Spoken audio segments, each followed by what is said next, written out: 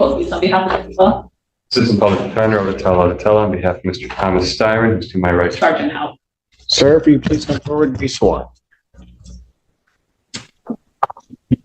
Take a seat, raise your right hand. Do you solemnly swear to affirm the testimony you're about to give with the truth and the whole truth tonight? Yes, sir.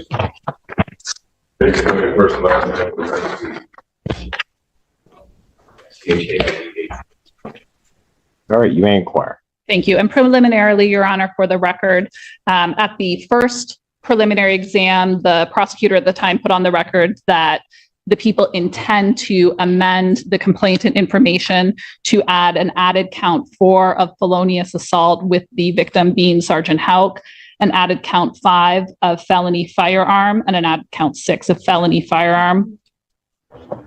And So I do, 2 counts of felony fire. yes, All right. and count 4 of assault with a dangerous weapon with the victim being Oh, that Sergeant Houck. you said count 4. Yeah. You meant the 4th added, or Sorry. So we have 3 on the complaint, an added count 4 of felonious assault, oh, count 5 felony firearm, count 6 felony firearm. okay. Thank you. And then the basis would be count 5 felony firearm would attach to the count 4 felonious assault. Count 6 felony firearm will attach to both count 2 and count 1, the RNO and the fleeing. Yeah. Thank you, Your Honor. All right. Sergeant, where are you currently employed? Sure. For how long have you been employed as such?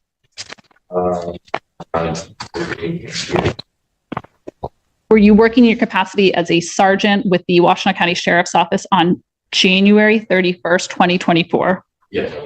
Were you working at approximately 12:06 a.m.? Yes. Is that your standard shift that you work is midnights? Almost 6 p. Thank you, PM, not AM, PM. Correct? So we're talking in the middle of the day. Thank you, my apologies. How did you come to be involved in this investigation? Came in dispatch, rapid SOS, which is a geolocation for anyone hang up on a call.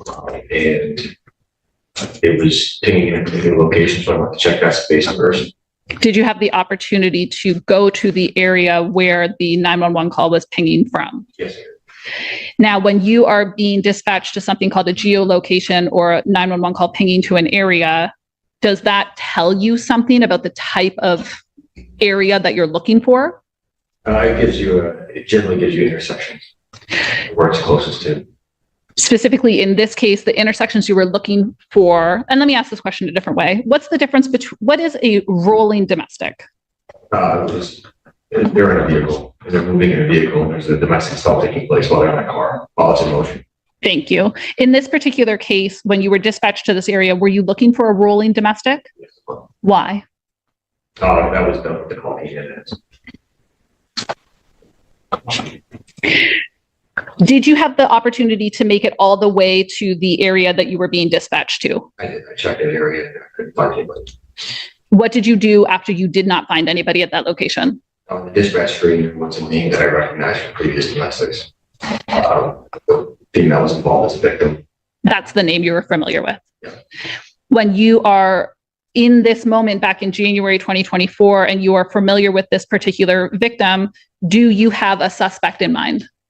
I had, after some research, a particular person that I know. This specific about him from his car or cat. Do you know the race of the person that you had in mind as the suspect? Yeah. And what was that race? White male. While you are looking around for somebody related to this rolling domestic, do you come across somebody otherwise? I did, yes. This other person that you come across, where are they? So I did some research on the other corner, Tyler, and called them. So I went to that location first and checked that. While I was stationed there, I was doing some other research on the vehicles that were in the part of the address, and I was asking for all the vehicles that were registered to the particular female victim that I was looking for. So I could go look for those cars. They were out and about. And one of the cars was a Buick with license plate on it. I passed my driver's side door with no license plate. What did you do when you saw that? I asked dispatch, the person I was speaking to on the lead channel, whether or not they could tell if the lien return for the vehicle plate was a sedan or a van. And I did not get a return from them. I didn't get a response from them, so I effectuated that stop. When you attempted to effectuate a traffic stop, what area were you located in? I was on Calder. I was facing north. Were you in the area of Calder and Seneca in Ypsilanti Township, Washtenaw County, Michigan? What is the speed? You were on Calder? Yes, I'm Calder. What is the speed limit in that location? 25 miles neighborhood. When you say that you attempted to effectuate a traffic stop, what did you do to attempt to effectuate a traffic stop? Red lights initially. I was working to effect the traffic stop. Fair to say that there was a traffic violation occurring of not having a plate on the vehicle. Yes, sir. That's true. And then in addition to that, you were looking for a suspect regarding this domestic violence situation. Yes. Fast script of current boyfriend. When you say the person in the vehicle, you're referring to the driver? Yes. Thank you. Once you your emergency lights, what occurred? The vehicle did not stop. What occurred? What did the vehicle do instead? So I activated my siren. Once you activated your siren, the vehicle kept going? Was there a point that the vehicle came to a stop? It did turn into a driveway. I called it. For how long did this pursuit continue before it turned into a driveway? About 20 seconds or so. My license started activated. Once the vehicle pulled into that driveway, what occurred? Vehicle driveway. Brake lights came on the car. I could not see the driver's side of the vehicle at that time. The brake lights were on, which indicates to me that the driver was still seated in the car. And as I went to exit my car, the brake lights came off and the car shifted. So fair to say, because now I'm understanding that you could not see the driver's side. So fair to say when the driver pulls into the driveway, he must be turning right into a driveway. Yes, you are. And you are behind his vehicle? Off to the side. I didn't get completely behind him. When he pulls into the driveway, do you remain on the road or do you pull in the driveway behind him? I'm still on the roadway. And so in this angle, we kind of have an L shape of vehicles. Yes. Fair? And you don't have a visual of the driver's side of the vehicle. Thank you. And you've described what you've observed about the brake lights. And then I believe you said you saw the vehicle shifting. Yes, you can see the vehicle shift. And what did that tell you? Indicated with my training experience that somebody was exiting the vehicle on that side of the car. What did you do when you observed this? And coupled with the brake lights? Yeah, coupled with that, not being able to see what they were doing, I pulled my firearm and kept it already. Are you saying, are you exiting your vehicle while you do this? Yes. And are you saying anything? Not until I see the person. What do you say when you see the person? Something to the effect that when you put your hands in the car, put your hands in the car. How are you uniformed during this time? As I am here, standing in court, I've got one mark 360 degrees, shares of it. When you tell the driver of the vehicle to put his hands on the car, where is your firearm? Still at the low ready. What does low ready mean? I apologize. So it's not directly pointed at somebody, but it's slower. It's at the ready to be utilized if necessary. Thank you. Directly at them if I need to. Am I understanding that both of your hands would have been on? No, I could use I had at some points, yes, but sometimes no. I could use my hands to gesture. I understand. Thank you. The person that got out of the vehicle from the driver's side, if you were to recognize them again, if you were to see them again, would you recognize them? I would. And is that person present in the courtroom today? I would be assuming because he's wearing a mask. I can't. I understand. Thank you. Your Honor, could you ask him is that appropriate? He just did. He has. Okay. Yes, that would be Mr. Sarah. Thank you. Thank you, Your Honor. Please let the record reflect that the witness has identified the defendant. Without objection, record so reflect. And so the defendant is the person that you are ordering to put his hands on the hood of the vehicle. When you are ordering him to put his hands on the driver's side of the van, have you walked around to the driver's side of the vehicle with him, or where are you? I am coming around, so I was stuck on the blind side of the car, which means I couldn't see him. So as I'm coming around the nose of my car, I'm able to finally have him come into view, and he is outside the vehicle. That time, at which time I ordered him to put his hands on the side of his van. And did he comply with that command? What did he do? Do you recall the things that he was saying to you? Some of them, Do you recall something along the lines of him being at his house? yes. This indication of essentially he's at his house, so you no longer have authority over him? Something along that line. I remember that. Did he comply with your verbal commands? No, Did you did you give him any additional verbal commands of what you wanted him to do? yes, in addition to telling him when I stopped him. Fair to say that one of the things that you're repeating to him is to put his hands on the vehicle. Yes, And even while you're repeating it, he's refusing. that's correct. While he is refusing to comply with your commands, do you do anything with your firearm? Holstering it and just kind of walk up and make an arrest. What was he under arrest for?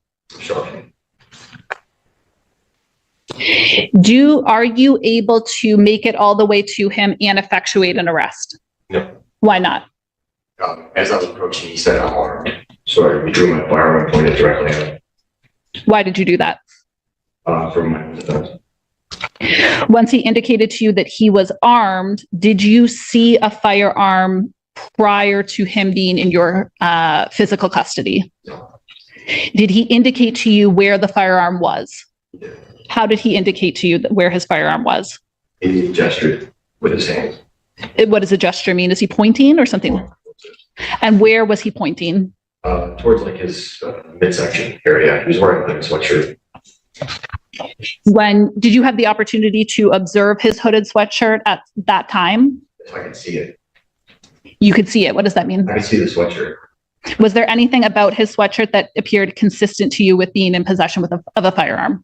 You could see that there was weight in the pocket. I just couldn't identify whether it was a firearm. So after he's identified to you that he has a firearm in his possession, does he threaten you? Make a threat, yes. How did he threaten you? While just in the time frame discussing whether or not he was armed with a firearm, he had indicated he was going to cook me. So let's take that a step back. So what is the conversation that's going on about the firearm? That he has it, he's armed with it. What is his tone and demeanor while he's communicating with you? He's argumentative. He's got does a blade stance, which is a defensive or combative stance. It's not someone who is complying with my orders, illegal orders to go and be placed under arrest. And while he's in this argumentative tone telling you about his firearm, he says to you, I'm going to cook. Twice. He says it twice. How did that make you feel? I thought that he was going to shoot me. What did you do while you were feeling that this armed person who was argumentative with you was going to attempt to shoot you? What did you physically do? Well, I retreated a little bit. I put my vehicle engines locked between him and me. And then I started looking at the backdrop because I saw movement back there. Female and maybe some kids in the window or some movement in the window of the house. So I had to take into account all that stuff. Something like that's going to happen. When you say that you're looking at the backdrop, is part of that for the event that a firearm is discharged? Yes, Either yours or his? correct. Is there a point that he is explaining to you that he intends to defend himself? Yes, Is there a point that he says to you, do you understand me? yes. Fair. Overruled. Oh, thank you, Your Honor. The question, do you understand me? Did you understand that to be related to his statements about defending? While he is saying these things to you about defending himself and do you understand me, is his argumentative tone continuing? Yes, it is. Is there a point that you were able to place him under arrest? Yeah, back up around the scene, we were able to get him to reply. Backup arriving on scene, would that include other deputies? Yes. Is there a point that he's in handcuffs? After he is in handcuffs, is a search incident to arrest conducted? It is. Do you know if a firearm was recovered? Yes, ma'am. We're going to cover you first. Fair to say that this was I'm going to give this a try here, a handgun? Yes. It was a Taurus, correct? Yes, ma'am. Do you recall whether the Taurus handgun was, whether it had any ammunition in it? I believe I had a little magazine, but it was not around in the chamber. Thank you. Now, some follow-up questions about what occurred after he was arrested. Did you transport him to the Washtenaw County Jail? I did not. Why not? Well, I was on the way to the Washtenaw County Jail. There wasn't an incident that happened, and the me being a sergeant, I was responsible to attend to those situations and emergencies. And I can't take a prisoner to those emergencies.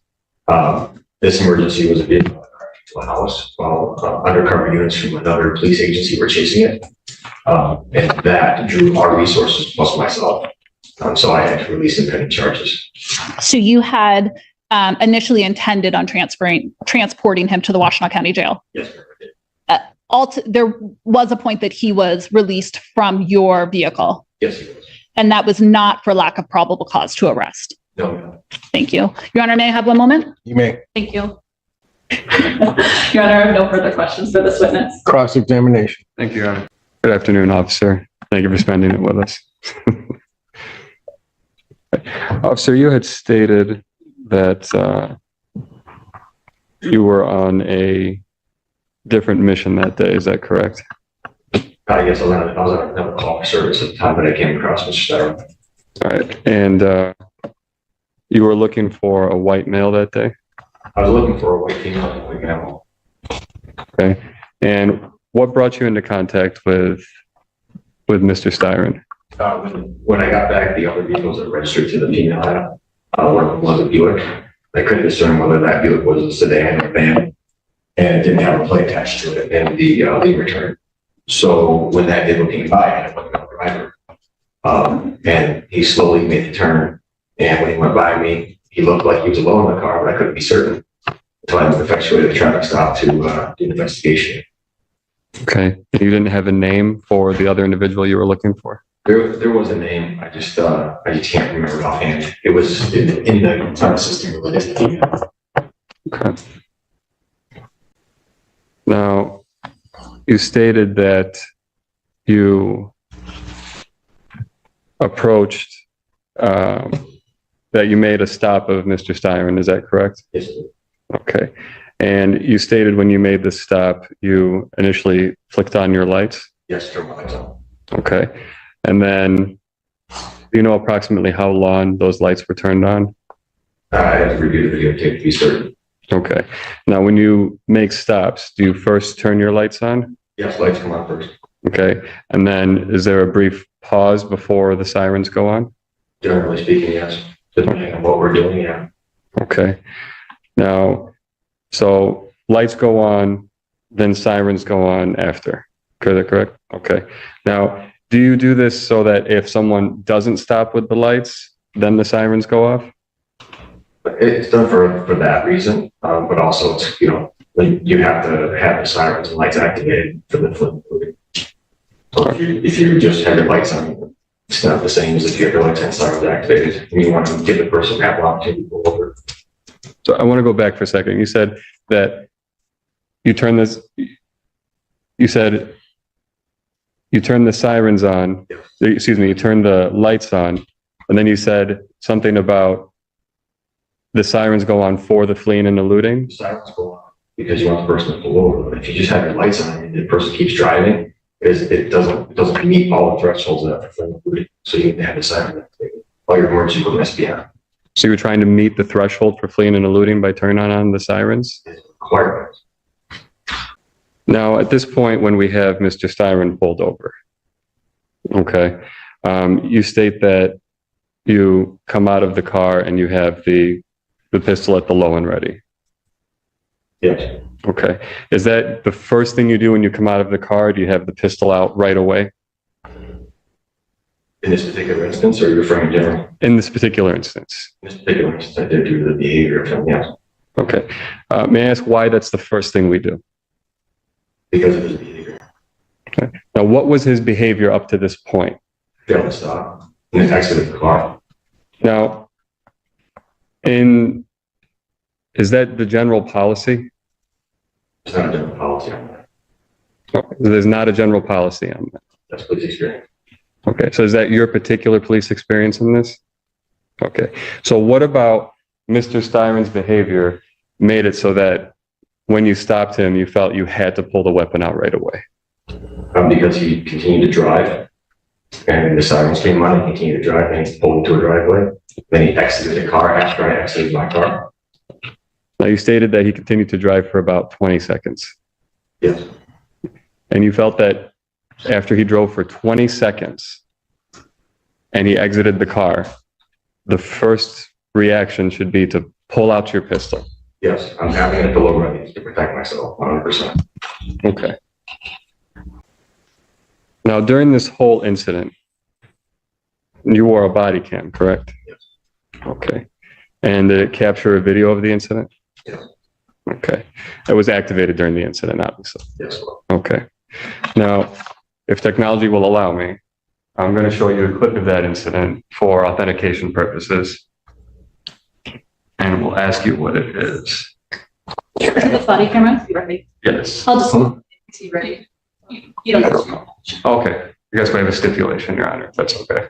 Thank you. Defense Exhibit A. Thank you. Sure.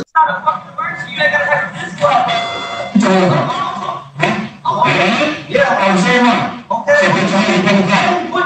Let me show you the arm and jump out of my stop. Required. My house. Turn on, put your hands on the car. For what? You're under arrest now. For what? You're under arrest now. Yes, bro. Turn on, put your hands on the car. Yes. Turn on, put your hands on the car. You're under arrest for obstruction. You just rolled down through here, which is the violation of the law, and you broke your hat down your traffic stop. Can't do that. You're not listening to me. So there'll be more people coming and you're going to handcuffs. You will. For what? Huh? What was I doing? Right here is where everything crosses the line. What started as a simple traffic stop has now turned into a psychological standoff. The officer sees a potential threat, while the defendant believes he's defending himself on his own property. But in the eyes of the law, this isn't a debate, it's a command situation. The moment compliance is replaced with defiance, the risk level skyrockets. And what you're watching now isn't just tension. It's a situation seconds away from turning deadly. I would kick your ass, bro. You think so? I don't know. I'm gonna take my line out of my house. Let me in. Now we're going out, get back to it. So we can go that route. I'll shoot you. You pull it back, you pull up this side, I'm gonna shoot you. You will not pull that down. You will not pull it down. You will not do that. You understand? You attack me. I will defend myself. If you don't stand, then you'll contact me until you're back. Somebody's trying to take my... You are under arrest at this point. You cannot leave. So, is it as a firearm? And there's that vehicle and fuel with a bad mask.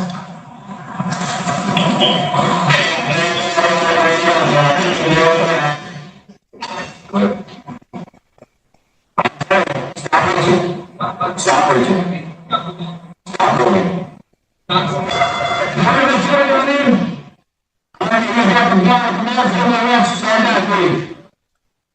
Yeah, obstructing, accepting everything.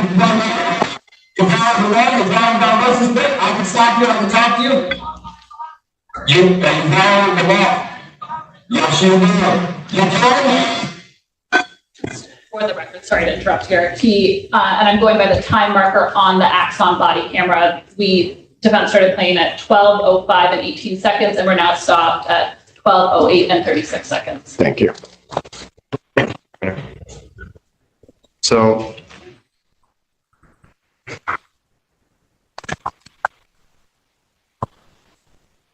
Officer Hoke, you had stated that you came out in the low and ready, correct? I'm sorry, I didn't hear. Yes. Yes, I apologize. And Officer Oak, you had stated that the pistol was not pointed at Mr. Styron before he informed you that he was armed. Is that correct? Ready. It's in his direction, but I hadn't leveled it completely at him yet. You've seen when I leveled it at him when I brought it completely up. The little radio's resting right here.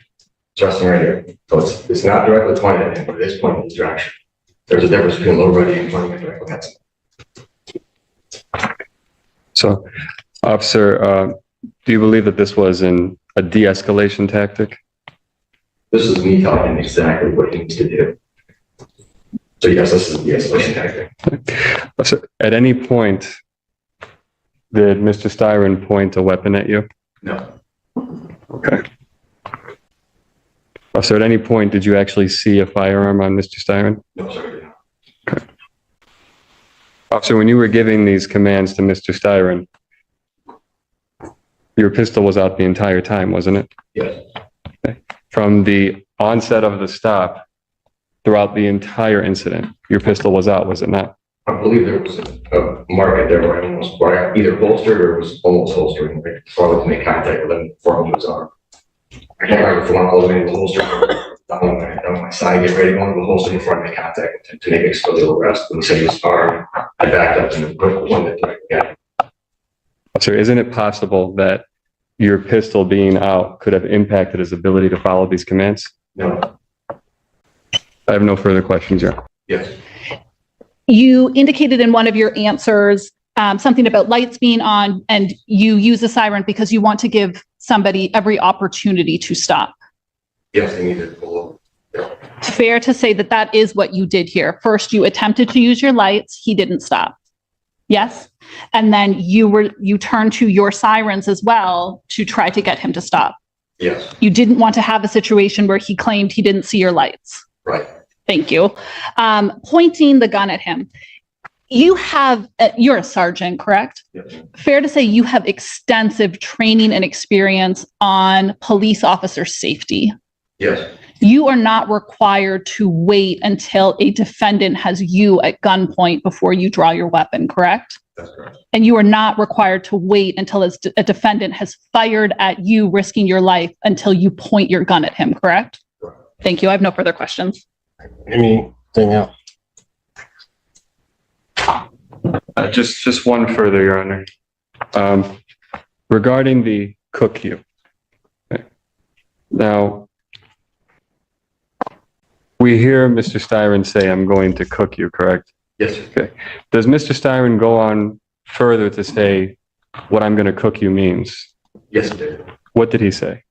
When I asked him to clarify about the statement while we were having dialogue, and he said that he cooked me like exactly litigiously, something to do with suing me. It was no problem suing me. Thank you. No further questions. Okay. Thank you. Just gonna keep Just to going be back. clear, we listened to the recording of that while we watched your body camera, right? Yes. To be fair, what he says is, "I'm going to cook your..." Your weapon is pointed downward.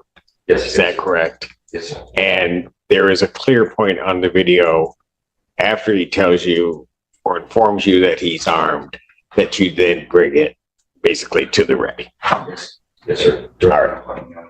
All right. Thank you. Anything else from either side? Nothing for the people. Thank you. Nothing further from defense. Thank you. Sergeant, thank you. Yes, sir. Your Honor, the people have no additional witnesses. Any witnesses for the defense? No witnesses from defense. Thank you kindly, Your Honor. Motion. Thank you, Your Honor. This time the people would motion to bind over on an amended information that added count 4 felonious assault, added count 5 felony firearm, added count 6 felony firearm. Thank you. Your Honor, defense would move to dismiss the felonious assault. There was no indication that a weapon was pointed at the officer at any time. There was no imminent threat of a weapon being pointed at the officer. Leave the requirements. There was no imminent threat. Say that last part again. There was no imminent threat of a weapon being pointed at the officer. Okay, go ahead. We would move that be dismissed, Your Honor, as to believe that with the weapon being, with the officer's pistol, I want to phrase it, with the officer's pistol being present from the beginning of the stop to the entire incident throughout, my client, Mr. Styron, wasn't able to function properly in obeying the lawful commands. He was placed in a state of fear. So you're saying the sergeant's command to put your hands on the vehicle, he couldn't follow because the officer's weapon was drawn? That almost seems counterintuitive to me. Your Honor, the situation was escalated to a point that it didn't need to be at, Judge. It was an unreasonable use of force at that point. Okay. I'm going to vehemently disagree with you. And probably one of the reasons I'm not a police officer, because I don't know that I could have had the discipline that the sergeant did. But go ahead.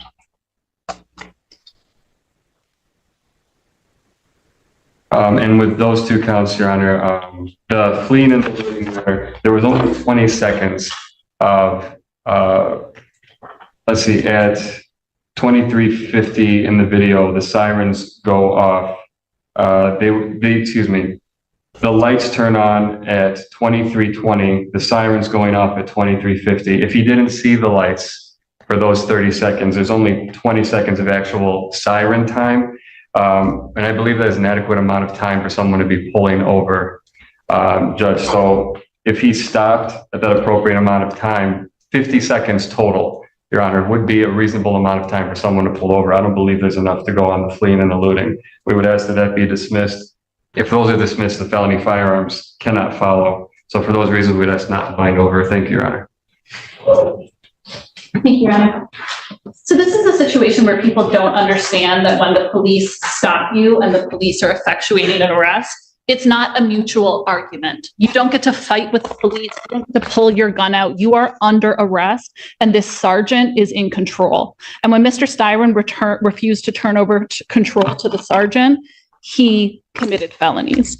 So first, to say that 50 seconds is a reasonable amount of time, I mean, to pull over a vehicle, it takes seconds to pull over a vehicle. We can all, and Your Honor could take certainly judicial notice of your experience as a driver as well, that you can immediately pull over your vehicle, and that is not what happened here. However, if Mr. Styron had What do you mean, that I've been pulled over? No, just that No, people go ahead. genuinely, yeah, you've probably pulled a vehicle over at some point somewhere, with unrelated to the police. But Mr. Styron doesn't get out of his vehicle and say, "Oh my goodness, I'm so sorry, I didn't see your lights." He proceeds to argue with the police officer as if he has any leverage in this equal argument, which it's not. It's an arrest. The officer caused fear in Mr. Styron. Frankly, I hope that he did, because I hope that Mr. Styron realized how close he was to being shot given his actions. But what Mr. Styron was able to do was not freeze up in fear, not cry, not be so scared of the officer, but instead say, "I'm going to cook your ass, bro." Yell at the officer about how he is at his house. Yell at the officer about how he's not going to be put in cuffs. That's not somebody who's just frozen in fear. That's somebody that doesn't understand what the law is and doesn't understand that this sergeant is the person that was actually in control. Thank you, Your Honor. Thank you. Don't tell anything else. Nothing further, Your Honor. I would emphasize on the felonious assault, though, there was no weapon pointed at the officer at the But time. to The have- officer was in control of the situation, Your Honor. But hold it. To have your argument is that the weapon would have had to have been drawn or displayed to have the felonious assault? Your Honor, the officer was in control of the situation. He had his weapon drawn, and Mr. Styron he's a CPL holder in this situation, Judge. All right, that's I fine. told him he had the gun on him. Arguably, yes. But it's at the very least, Judge, the felonious assault, I would be pushing a little harder on that one because the weapon was not drawn or pointed. That's what I'm trying to figure out. You're indicating that the weapon would have to be drawn to have a felonious assault. if there were no weapon, but he threatened the officer and the officer had reason to believe that he could do that, then that would clearly, wouldn't you agree, be an assault? I think there's an indication in this particular instance that he was in a position to do that, Your Honor. In this particular instance, the officer has control of everything that's going on. I think this is more of a situation of my client is in fear of what's happening and is rambling words and just spewing things. Oh, no. He's not rambling. He is directing words at the sergeant in hopes of having a certain result. That's what he's doing. This isn't just some wild rambling.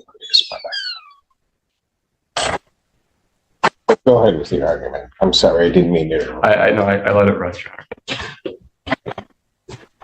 Honor.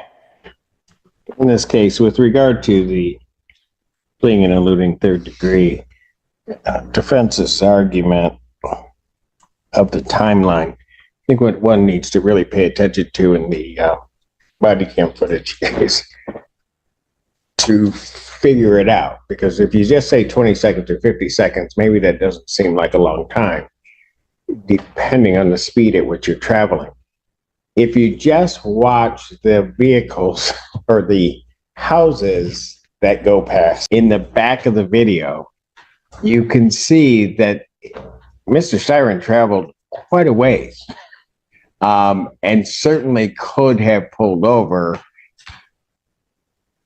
within that time frame. It isn't like he just went 2 houses down.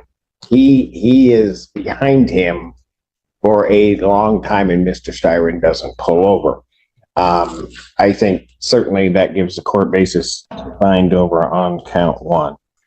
With regard to the police officer resisting and obstructing, I think the body cam is probably the greatest indication that he resisted and obstructed the officer. The officer told him, he continued to verbally fight with the officer regarding that, and so the people have sustained their burden. Count 3, the driving while license suspended, follows along as misdemeanor. Regarding the felonious assault, court does believe that a felonious assault occurred, which quite frankly is, in my estimation, why the sergeant had his weapon drawn. That at the time that he is giving commands to Mr. Styron is refusing to obey those commands, then informs the officer, and I would say not in the way I don't think that's contemplated by our laws regarding having a concealed weapon or CPL, but informs the officer that he is armed, then makes statements that at some point may have been clarified, but about cooking him and other things. All of those taken into account, this court believes, constitute an assault because he is, in essence, reasonably making a threat. He has the ability to carry out that threat. The fact that that threat involves the use of a weapon, this court believes with that analysis, there are other facts and circumstances that play in when you look at the body cam footage. The court believes that in and of itself could constitute a felonious assault in this case, and will bind the defendant over on the requested added count 4. That then, as to count 4, the court having found that, as to count 5, the felony firearm, the people have sustained their burden of that, as there is the firearm present, and also have sustained their burden as to count 6, the felony firearm. So the court would bind the defendant over to stand trial on counts 1, 2, 4, 5, 6, with 3 following. Your Honor, for the record, count 4 is felonious assault. Correct. At 0.81. Give me that again, I'm sorry. 750.82. Correct. A 4-year felony and for $2,000. Right. Count 5 and 6 are 750.227B. 7D. B is in boy. Okay. Mandatory 2 years in prison, consecutive and preceding any other sentences. Right. Thank you, Your Honor.